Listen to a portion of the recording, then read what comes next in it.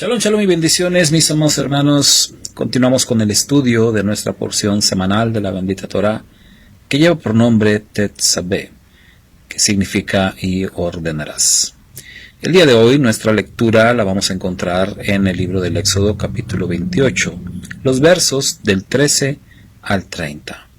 Y continuamos con el tema de las vestiduras sacerdotales.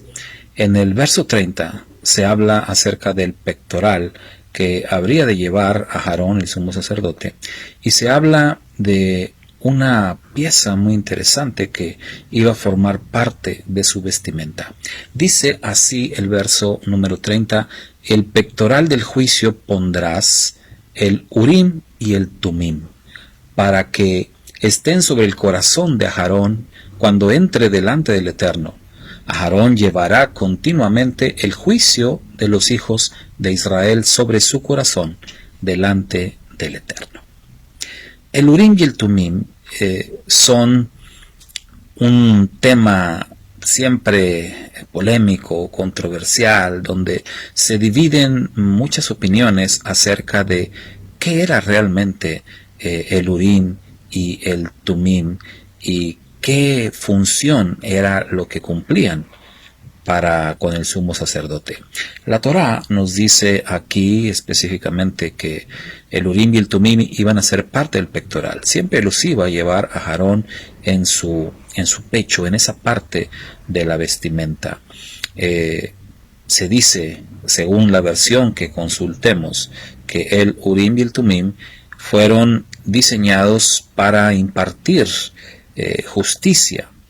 El sumo sacerdote, dentro de sus muchas funciones, estaba también para impartir justicia dentro del pueblo, es decir, que el pueblo de Israel vendría en muchas ocasiones al sumo sacerdote para que él tomara decisiones jurídicas sobre ellos, y para eso entonces él tendría el Urim y el Tumim, tendría que consultar el Urim y el Tumim. Pero la cuestión no era tan sencilla como quizás algunos pretendan verlo, como quien agarra una bola de cristal y le hace una pregunta y ahí le contesta sí o no. Esto no era tan simple. Además, más que algo literal, debemos de tomar esto como una enseñanza espiritual que el Eterno está dando. Es decir, que el Urim y el Tumim están representando algo mucho más grande, algo mucho más importante. De hecho, en su raíz, estas dos palabras, Urim y Tumim, podrían significar como luz y perfección. Urim viene de una raíz que es luz o luces, y Tumim de una raíz que significa perfeccionamiento. De tal modo que podríamos decir que el Urim y el Tumim es la luz que perfecciona. Y ese era el propósito de impartir justicia, ser perfeccionados.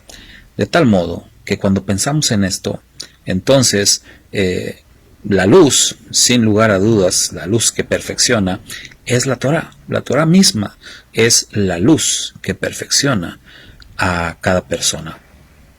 Sin embargo, debes de tener el Urim y el Tumim. No solamente tener la luz, sino tener ese instrumento, esa herramienta que realmente te lleva hacia la perfección.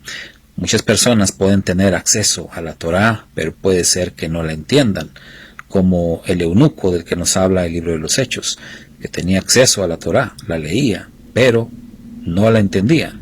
Felipe le preguntó, ¿entiendes lo que lees? Y él dijo, ¿cómo voy a entender si nadie me explica, si nadie me enseña? De tal modo que entonces se vuelve necesaria la figura de un maestro, de alguien que te instruya en la Torá. Y las Escrituras nos enseñan que el maestro por excelencia de la Torá es el Mashiach, es Yeshua, el bendito Redentor de Israel y del mundo. Él es el supremo maestro de la Torá. Él es la Torá viviente. Y Él nos enseñará Torá directamente en el reino venidero.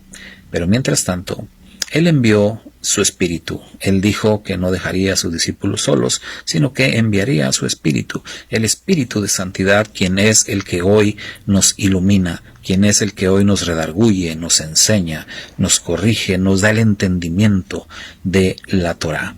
De manera que si tú consultas la Torá es como consultar el Urim.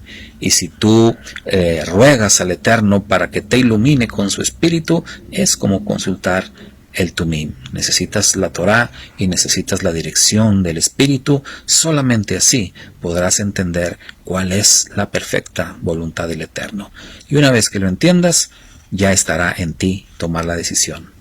Hacer o no hacer. Shalom.